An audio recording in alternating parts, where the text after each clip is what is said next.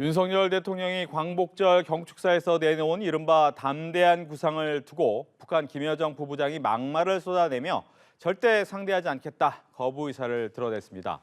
정부는 대단히 유감이라고 밝혔는데요. 이 시각 정치권 이슈 김재섭 국민의힘 서울도봉갑 당협위원장, 조현삼 전 더불어민주당 김동연 선대위 대변인과 함께 짚어보겠습니다. 안녕하십니까? 어서 오십시오. 네, 안녕하십니까? 안녕하세요. 오늘 좀 발언이 강하게 나왔습니다. 유감이라고 했지만 이 정도로 되겠느냐? 아니면 계속 설득해야 되느냐? 어떻습니까? 이제 윤석열 대통령께서 내세운 대북 정책인 만큼 네. 일관성 있게 추진해가는 것이 저는 중요하다고 생각합니다. 외교 정책이라고 하는 것이 그때그때 달라질 수 있는 성격의 것은 아니기 때문에 저는 윤석열 정부가 야심차게 내놓은 이 담대한 구상이라고 하는 정책을 꾸준하게 밀고 나가면서 대북의 어떤 유화를 계속 하는 방식으로 가면 좋겠다라고 하는 건데, 사실 이 담대한 구상의 내용을 들여다보게 되면은 사실 굉장히 파격적인 내용들이 많거든요. 비핵화 실무 협상이 시작될 때부터 구체적인 경제적 지원을 하겠다라고 약속을 한 내용이기 때문에 사실은 굉장히 파격적인 제안임에도 불구하고 북한이 저렇게까지 날선 반응을 하면서 받지 않겠다라고 하는 것은 비핵화를 절대 하지 않겠다, 핵에 대한 포기하지 않겠다라고 공공연하게 천명하는 것이라고 저는 보고 있습니다.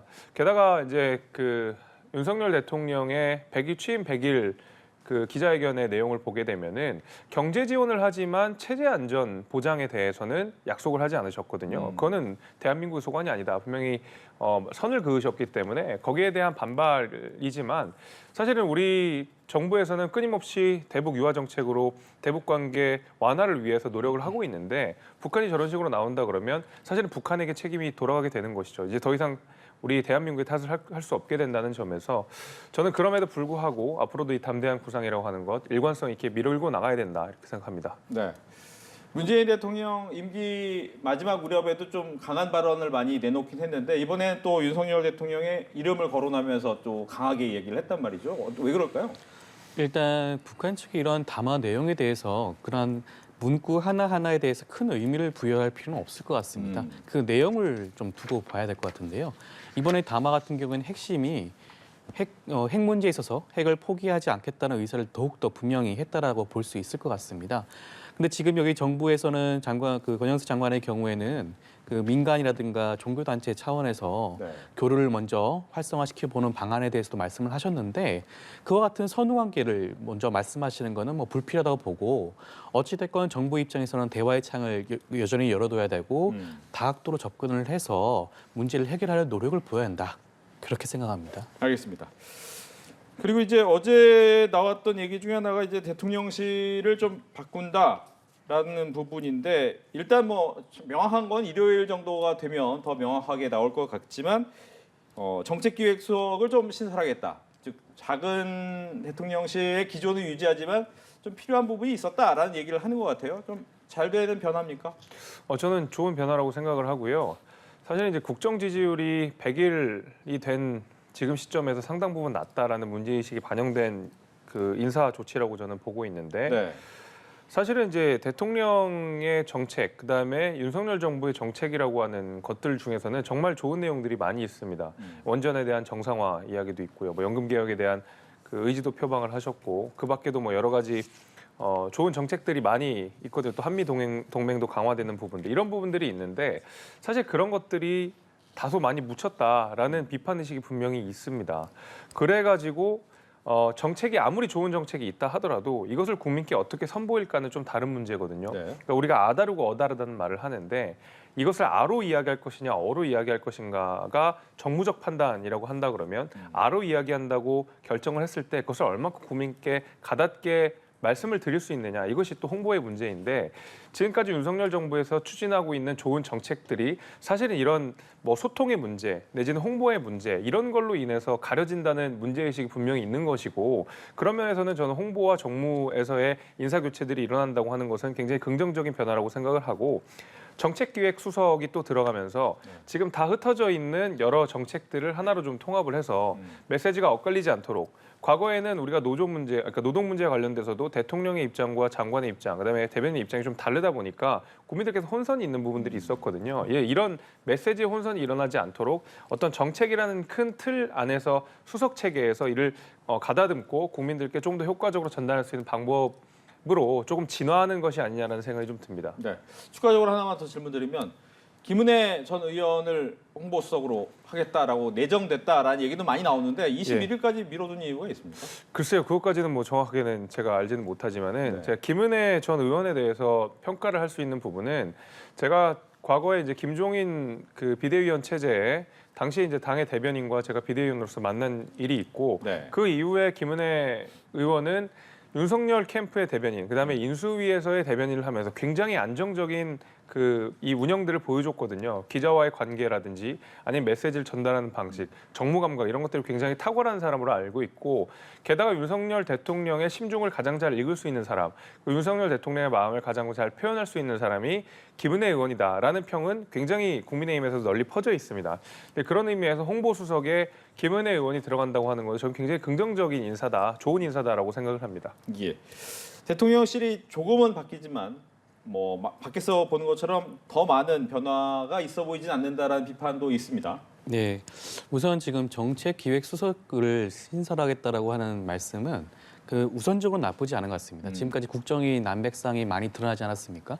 그러한 조율을 하는 위치에 있는 수석을 그 선임을 하는 것 자체는 나쁘지가 않은데 지금 후보로 내정되고 있는 이관섭 전 차관의 경우에는 원래 전 한수원 사장 출신 아니시겠습니까? 예. 그 당시에 그 한수원 사장을 그만뒀던 이유가 그 당시 정부 문재인 정부의 탈원전 정책에 대한 반발로 사임을 했었던 것입니다. 네. 그 정도로 자신의 그런 그 신념과 정책 방향에 대해서 강한 의견을 가지신 분이 과연 그 정책 조율에 대해서 어느 정도의 일가견이 있으실까?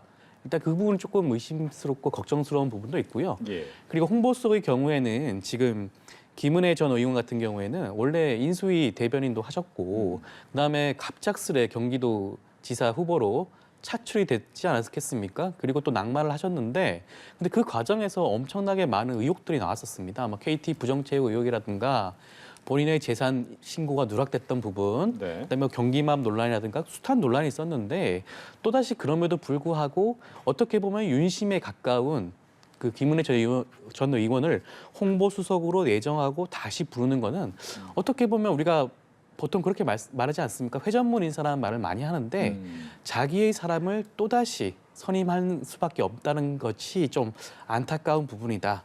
그리고 지금 핵심적인 거는 사실 홍보랑 메시지 문제가 저는 아닌 것 같습니다. 그 지금 그 국정 지지도가 최악의 수준을 겪고 있는 거는 그 윤석열 정부에 대한 무슨 홍보가 부족한 부분이 아니라 인사 라인의 난맥 때문인 경우가 많거든요. 네. 인사 라인을 재조정할 필요가 있는 거지 홍보 라인을 조정하는 게 과연 어떠한 효과가 있을지 그것도 좀 의문이라고 할 수 있겠습니다. 예. 홍보 라인 교체가 큰 의미가 없을 수도 있다. 저는 굉장히 큰 의미가 있다고 생각합니다. 그러니까 이게 보여지는 게 굉장히 중요한데 단적인 예로 제가 말씀을 드리게 되면 얼마 전에 수해 피해가 있었을 때 대통령께서 관악구에 있는 한 그 지하방을 방문하신 적이 있거든요. 그때를 보게 되면 굉장히 그것 때문에 논란이 많았어요. 그러니까 대통령께서 그 지하방을 이렇게 우산을 쓰고 들여다보고 있는 장면이 홍보실에서 이제 나오게 된 건데 그날의 장면들을 쭉 하나하나 다 켜켜이 보게 되면 대통령이 그 위험한 지역까지 이제 들어가면서 살펴보겠다는 의지를 계속 참모들에게 피력을 하고 네. 실제로 그 들어가서 안을 구체적으로 들여다보고 꼼꼼히 들여다보는 장면들도 다 있었고 그 현장을 보면 대통령이 수해 복구를 하겠다는 의지가 얼마나 강한지는 알 수 있었는데 그 모든 장면 중에 하필이면 그 장면을 또 이렇게 내보낸 것이거든요. 이렇게 지나가는 장면 중에 하나였었는데 그러면 분명히 이건 홍보실에 문제가 있었다고 볼 수가 있는 겁니다. 그러면 예를 들면 대통령의 의지가 정말 보였고 수해 복구의 뜻이 보이는 그 장면을 만약에 홍보를 했었다 그러면 아마 그런 논란을 우리가 피할 수 있었다라고 생각이 되거든요. 저는 이제 그런 의미에서 이게 얼만큼 좋은 정책을 준비하느냐도 중요하지만 그것을 얼만큼 국민들께 선보이느냐도 굉장히 중요하다고 봅니다. 그래서 지금 대통령실에서 준비하고 있는 특히 이제 전문가 중심으로 과거에 못했던 일들, 그다음에 빠르게 추진해야 되는 일들을 아주 개혁적으로 추진하고 있는 만큼 이런 부분에 대해서 국민들께 좀 가닿게 설명할 필요는 있다. 저는 그렇게 생각이 돼서 홍보라고 하는 것이 굉장히 중요합니다. 그리고 특히 문재인 정부에서도 역시 탁현민 비서관이 이른바 굉장히 그 이런 이벤트들을 잘 해가지고 국민들께도 뭐 칭찬도 받았지만은 쇼 정치라는 비판도 많이 받았거든요. 그럼에도 불구하고 탁현민 비서관은 문재인 정부 끝까지 자리를 지켰습니다. 여러 가지 논란에도 불구하고 그만큼 보여지는 것이 중요하다는 것은 민주당에서 잘 알고 있는 부분이거든요. 그런 면에서 국민의힘 정부에서는 다소 그런 부분들은 좀 소홀히 한 것이 아닌가. 올해 내실 챙기다 보니 국민들께 보여지는 부분은 좀 소홀한 게 아닌가라는 문제의식도 분명히 있는 겁니다. 알겠습니다. 이제 사정 라인이 좀 정비가 됐어요. 그 공정거래위원장 후보에는 한기정 서울대 법학전문대학원 교수, 검찰총장 후보자인 이원석 차장검사. 어떻게 보십니까? 우선 인사라고 하는 것은 그 대통령의 국정 철학과 방향을 보여줄 수 있는, 국민에게 보여줄 수 있는 소중한 기회라고 할 수 있는데, 우선 내정되신 분들이 그 전혀 예상을 벗어나지 못하고 있는 분들이다라는 그 인식을 지울 수가 없고요. 지금 공정거래위원장으로 이번에 내정되신 분 같은 경우에도 그 전임으로 내정됐던 송영열 교수 같은 경우도 서울대 교수 출신이지 않습니까? 근데 이번에도 마찬가지로 그 윤석열 대통령의 3년 후배인가요? 그 후배인 그 지금 그 서울대 교수를 한기정 교수를 내정을 했는데, 이 교수님 같은 경우에도 전공이 보험이 전공이라고 하세요. 그러면 과연 공정위 관련된 그런 숱한 복잡 다단한 문제를 잘 해결할 수 있을지 그 부분도 조금 의문시 되고요. 그다음에 검찰총장으로 내정된 그 차장 검사의 경우에도 어찌됐건 간에 윤석열 사단으로 불렸던 분 아니겠습니까? 그리고 지금 한동훈 법무장관이랑 연수원 동기라고 하고요. 그러면 아마 그 윤석열 정부와 한동훈 장관의 그러한 합은 굉장히 잘 맞을 수 있지만 과연 그게 국민에게 어떠한 인식을 심어줄까, 긍정적인 과연 메시지가 나올까는 좀 의문이지 않을까 싶습니다. 예, 여기에 대한 얘기 듣겠습니다. 그 이제 뭐 보험법이라고 하는데 그렇게 보시면 사실 굉장히 뭐 좀 동떨어져 있다고 볼 수가 있는데, 사실 이제 조 변호사님께서도 이제 변호사니까 잘 아시겠지만은 이 상법 안에 이제 보험법이라는 것이 있는 것이고, 사실 공정거래에서 가장 중요하게 다루는 것이 결국 상법과 그와 관련된 여러 가지 특별법들, 공정거래법들 이런 것들을 주로 다루는 기관 아니겠습니까? 저는 그런 의미에서 상법 내에서도 특별히 전공을 하는 분야가 이제 보험인 것이지, 공정거래 전반에 대해서 사실은 이 한기정 교수가 전문성이 없다라고 말하기에는 저는 뭐 그 납득하기 좀 어려운 부분이 분명히 있고요. 그다음에 검찰총장에는 이제 이원석 차장검사를 내정을 했는데, 사실 이분께서는 윤석열 대통령이 검찰 시절에 굉장히 가깝게 지내고 서로 크게 잘 소통하는 분으로 잘 알려져 있습니다. 그러니까 이른바 윤석열 사단이라고도 불렸던 만큼 굉장히 말하자면 윤석열 대통령의 심정을 잘 알고 있는 분인데, 윤석열 대통령의 바로 전직이 검찰총장입니다. 누구보다 검찰을 잘 알고 있고, 그다음에 검찰 개혁에 대해서도 뭐 국정감사 기간이나 그밖에 다른 후보 시절에서도 여러 번 피력을 한 적이 있었거든요. 저는 이제 그런 의미에서 검찰을 잘 아는 윤석열 대통령이 가장 믿을 수 있는 누군가를 검찰총장으로 말하자면 이제 추천을 했다, 내정을 했다라고 하는 것은 윤석열 정부 방향 자체에 대해서 저는 뭐 호흡이 잘 맞는 검찰총장 인사다 이렇게 평가할 수 있을 것 같고, 앞서 말씀드린 대로 한기정 교수 같은 경우에도 충분히 이제 전문성이 있는 분이다 이렇게 제가 평가할 수 있을 것 같습니다. 알겠습니다. 국민의힘 이야기로 넘어가야 될 것 같습니다. 국민의힘 같은 경우에는 최근 이제 이 비대위 효력 때문에 가처분 신청 결과를 냈고, 법원에서는 다음 주에 결정 내리겠다라고 이야기를 했는데, 약간 시간이 생각보다 늦게 나오니까 여러 이야기가 나오는 것 같아요. 이거 기각 아니고 좀 좋아진 반영 아니냐, 이준석 대표 측에서 이런 얘기도 나오던데 어떻게 보시나요? 뭐 그런 이야기들이 많이 나오고 있긴 한데, 네. 실제로 뭐 바로 나오는 것보다는 조금 더 인용 가능성이 높아졌다라는 것이 중평인 것 같습니다. 그럼에도 불구하고 사법부의 판단을 저희가 어떻게 될지는 예측하는 것이 굉장히 어려운 상황이고, 각각의 입장이 첨예하게 대립하고 있는 상황이기 때문에 저는 이 시간이 길어진다고 하는 것이 무조건 그냥 긍정적인 결과를 낼 것이다라고 생각하지는 않지만, 적어도 이제 이준석 대표가 직접 가서 피력을 다 판사 앞에서 했었고, 또 실제로 절차적으로 하자가 있는 부분들이 분명히 존재하기 때문에 아마 이준석 대표가 이런 부분을 집중적으로 이야기할 거라고 생각이 되고, 이제 그래서 이제 결국에는 언제 나올지는 모르겠지만은 결과를 기다려보고 결과 나오는 것을 봐야 우리가 알 수 있을 것 같다는 생각이 듭니다. 알겠습니다. 어떻게 예상하십니까? 일반적으로 가처분 결정의 경우에는 바로 신문이 종결되고 바로 나오는 경우는 흔치 않습니다. 네. 다음 주 정도에 나온다고 하면 그 자체가 크게 무리한 수준은 아니고요. 근데 가처분이라는 게 지금 같은 경우에는 본안 판단보다 사실상 가처분 결정에 따라서 이준석 전 대표의 지위가 달라지기 때문에 굉장히 중요한 판단일 수밖에 없고, 거기에 따른 정치적인 문제도 있기 때문에 아마 재판부가 이 부분을 신중하게 판단할 수밖에 없지 않을까 싶고요. 그리고 지금 같은 경우에는 가처분의 결과는 절차적인 문제에 아마 집중을 하실 겁니다. 네. 재판부의 경우에는 내용보다는 절차상 하자가 어느 정도인가, 그게 과연 가처분의 결정을 인용하는데 큰 영향을 미칠 수 있는 문제인가를 아마 신중하게 보실 것 같고 그 부분에 있어서는 어찌됐건 간에 인용 가능성은 여전히 기각보다 높은 편이 아닌가라는 생각이 듭니다. 알겠습니다.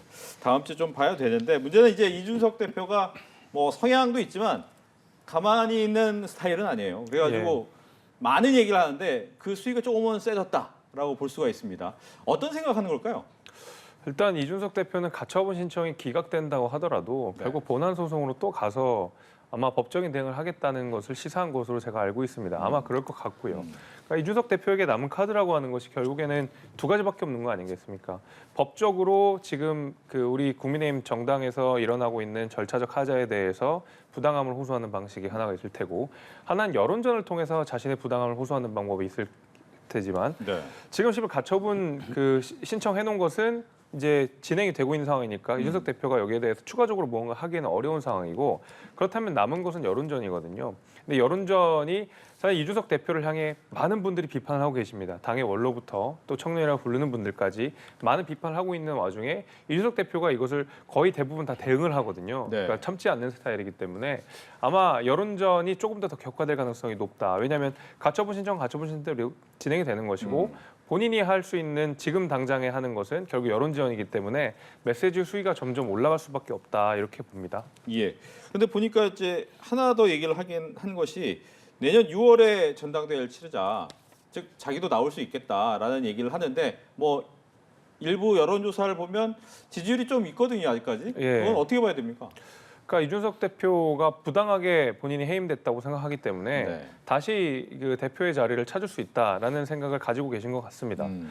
실제로 지금 이준석 대표의 지지율을 보게 되면 상당 부분 높은 수준으로 계속 나오고 있거든요. 물론 당원과 국민 전체의 여론은 조금 다르긴 하지만은 저는 그런 의미에서 이준석 대표가 최근에도 내용들을 보게 되면 자신의 지지층과 말하자면은 지지를 공유할 수 있는 분을 자기는 뭐 지원하고 싶다, 지지하고 싶다라고 이야기를 해서 차기 전대가 일어나는 것은 어느 정도 본인이 머릿속에 생각을 하고 있는 것 같습니다. 비대위 체제가 끝난 이후에 전대가 일어날 것이다, 전대가 열릴 것이다. 그럼 거기에 대해서 분명히 본인과 뜻을 같이 할 수 있는 누군가를 지지하거나, 만약에 그렇지 않다, 그리고 본인의 당원권이 회복된다라고 하면 저는 나갈 수도 있다고 보고, 이것이 지금 되게 뭐 낯선 이야기가 아니라 본인이 대표로 재임하던 시절에도 자기가 한 번 더 나갈 수 있다라는 말을 대선 기간에도 뭐 여러 번 한 적이 있지 않습니까? 그래서 아마 당원권이 회복이 되고 큰 하자가 없다 그러면 이준석 대표가 당대표로 다시 나가는 일도 뭐 가능하지 않을까라고 생각을 해봅니다. 네.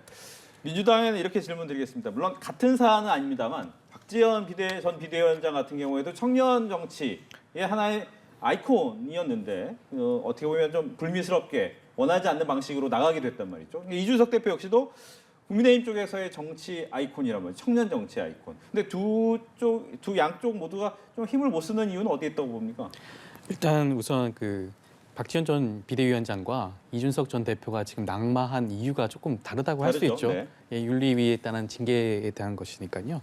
근데 어찌됐건 정치가 청년 정치를 약간 어떻게 보면 청년에 대한 그냥 도구로만 쓰고 소진하게 되면 쉽게 그에 대한 그 효용 가치를 떨어뜨리려고 하는 그러한 것들이 반복되는 건 절대로 좋은 모습이 아닐 것 같습니다. 어찌됐건 지금 최근 대선과 지선의 경우에도 10대, 20대, 30대 젊은 층의 영향력이 꽤 크게 영향을 받지 않았겠습니까? 그 결과 영향을 미쳤기 때문에 그러한 정치는 바람직한 모습은 아니고, 그리고 이준석 대표의 지금의 그런 여론전에 대해서 제가 말씀을 좀 드리면 네. 어찌됐건 가처분 결과에 따라서 아마 여론의 향배가 아마 달라질 겁니다. 그렇죠. 기각이 되게 되면 아마 이준석 전 대표에 대해 우호적인 여론이 아마 형성이 되겠죠. 근데 그럼에도 불구하고 지금 국민의힘의 다수를 점하고 있는 친윤계 의원들이라든가 당직자들 경우에는 과연 그 내년 6월 전대를 용인을 할까라는 생각이 우선 들고요. 그 지금 이준석 전 대표의 그 당원권 정지가 시기가 내년 초까지 아니겠습니까?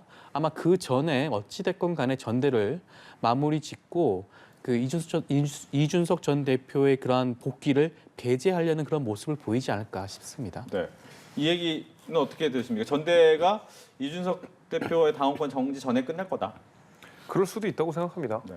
그럴 수도 있고 사실은 이제 예측하기 굉장히 어려운 것이 이번에 이제 비대위가 출범하게 된 절차 역시도 굉장히 약간 예측에서 벗어난 때로는 이제 당원 당규를 우회하는 방식으로 국민들께서도 깜짝 놀랐던 일들이 있지 않습니까? 사실 그래서 어떻게 나올지 모르겠습니다. 여러 가지 지금 고차 방정식이 풀려야 되는 것인데 네. 이준석 대표의 수사 결과가 어떻게 되느냐, 그다음에 윤리위에서 이준석 대표에 대한 징계 여부를 어떻게 할 것이냐, 이준석 대표가 비대위를 향한 가처분 신청이 어떻게 인용될 것이냐, 이런 여러 가지 그 역학 관계에 있어서 다차원의 방정식을 풀어내야지만이 사실 언제 전당대회가 열리고 누가 출마를 하고 누가 당선이 된다를 알 수가 있는 상황인데 아직까지 그 모든 것이 다 미지수로 남아있는 상황이기 때문에 사실은 저도 예측하기 굉장히 어렵지만은 이준석 대표는 당원권이 회복이 되면 아까 말씀드린 대로 당대표로 출마할 가능성이 좀 높다고 봅니다. 알겠습니다.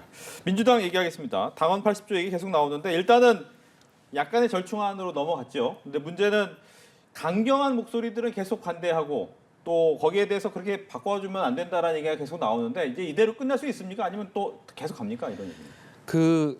어찌됐건 지금 비대위에서 이러한 결정을 했기 때문에 이를 따르는 게 맞다고 저는 생각이 들고요. 기본적으로는 어찌됐건 여기에 대해서 반대하는 여론이 양쪽 다 있긴 합니다. 강경한 쪽에서는 오히려 당원 80조를 완전히 수정을 해야 되는 거 아니냐. 뭐 삭제 얘기도 나오더라고요. 삭제 얘기까지 네. 하고 있는 상황이긴 한데 어찌됐건 이런 당원 80조가 논란이 되는 거는 절대로 지금 민주당에 유리한 분위기가 형성이 되지는 않을 거고요. 네. 어찌됐건 전대를 앞두고 있는 상황에서 이게 계속 불거지고 논란이 되는 거는 당대표 선거뿐만 아니라 최고위원 선거에도 안 좋은 영향을 미칠 수밖에 없다. 어찌됐건 빨리 조기에 이 문제를 종료하고 넘어가는 게 낫기 때문에 아무래도 이번에 비대위의 절충안이 그대로 유지되는 게 맞지 않나라는 생각이 듭니다. 예. 또 이제 호남 경선이 하루 남았는데 이재명 후보가 거의 확실시되는 분위기인데 예를 들면 뭐 그 결과를 바꾸지는 못하겠지만 어떠한 희망, 좀 변화의 가능성 이런 게 보일 수 있는 곳인지 궁금합니다. 지금까지 민주당의 경우에는 호남이 가장 중요한 지역 아니었겠습니까? 권리당원이 가장 많은 지역이기도 하고요. 항상 대선 후보를 결정함에서도 큰 영향을 미쳤던 그런 지역이기도 합니다. 근데 우선 살펴봐야 될 게 최근 들어가지고 호남에서 투표율이 급격히 좀 떨어지고 있는 네. 추세를 보이고 있거든요. 최근 온라인 투표의 경우에도 낮은 참여율을 보이고 있는 게 좀 우려스러운 부분입니다. 어찌됐건 간에 호남의 투표율을 끌어올리기 위해서는 어찌됐건 이번에 확대명이라 불리는 이재명 의원이 무엇인가 민주당의 변화와 혁신을 위한 모습을 이번 호남에서 보여줘야 된다라는 생각이 들고요. 지금 박용진 의원 같은 경우에는 계속 비명 모드로 지금 계속 선거를 진행을 하고 있는데 네. 이러한 게 과연 본인에게 좋은 방향인지 굉장히 의문스럽고 어찌됐건 본인이 나중에 차기 정치 지도자로서 더욱더 성장하기 위해서는 비명이라는 모습만 보다는 어찌됐건 자기만의 색깔을 보여주는 모습을 보여줘야 되고 그러한 모습에서 아마 호남에서 이루어지는 전대의 경우에도 어떠한 영향을 미칠 수 있지 않을까 싶습니다. 예. 옆에 당이지만 어떻게 바라보고 계신지. 뭐 호남에서도 뒤집어질 가능성은 없다고 생각하고요. 워낙 압도적으로 지금 이재명 의원이 치고 나가고 있는 상황이고 심지어 강훈식 후보가 사퇴한 이후에는 뭐 미세 조정이 돼가지고 오히려 득표율이 더 올라가는 현상이기 때문에 이것을 뭐 바꾸거나 대세를 바꾸거나 물줄기를 바꿀 수 있는 방식은 없다고 보고 다만 이제 최고위원회의 선거는 조금 영향을 미칠 수도 있다고 봅니다. 그러니까 왜 그러냐면 워낙 압도적인 차이를 보이고 있기 때문에 이른바 비명을 지지하는 그러니까 비명 세력을 지지하는 당원들 같은 경우에는 투표를 포기해버릴 가능성이 굉장히 좀 있거든요. 네. 대개는 득표율의 차이가, 그러니까 지지율 차이가 압도적으로 나는 경우에는 그 말하자면은 자신이 지지하는 쪽에 지지율이 낮은 분들은 대개는 투표장에 안 나가는 경우들이 많습니다. 어차피 투표 결과 바꾸지 않기 때문에. 근데 이런 것은 최고위원회의 선거에 영향을 미칠 수가 있죠. 그런 의미에서 지금 이른바 친명계로 전부 일색이 돼버린 이번 그 전당대회 선거가 그 말하자면 이재명 의원을 중심으로 한 더 강한 카르텔로 형성될 방식으로 나아가지 않을까라고 생각이 되고요. 당원 80조에 대해서는 네. 뭐 이거는 사실 이제 민주당이 국민들을 향해서 거짓말을 하고 있는 거라고 생각합니다. 그러니까 그 전에는 뭐 야당일 때 이 조항은 맞지 않다. 여당일 땐 괜찮지만 야당일 때는 맞지 않다라고 했는데 알고 보니까 야당일 때 만들어진 조항이었고 그 이후에는 이제 검찰이 무리한 기소를 할 수 있다라는 비판들을 하면서 바꾸자고 했는데 사실은 뭐 우리가 하급심에서 유죄를 받았을 때에 직무 정지를 하게 되는 걸로 민주당에서 당원과 바꾸려고 했거든요.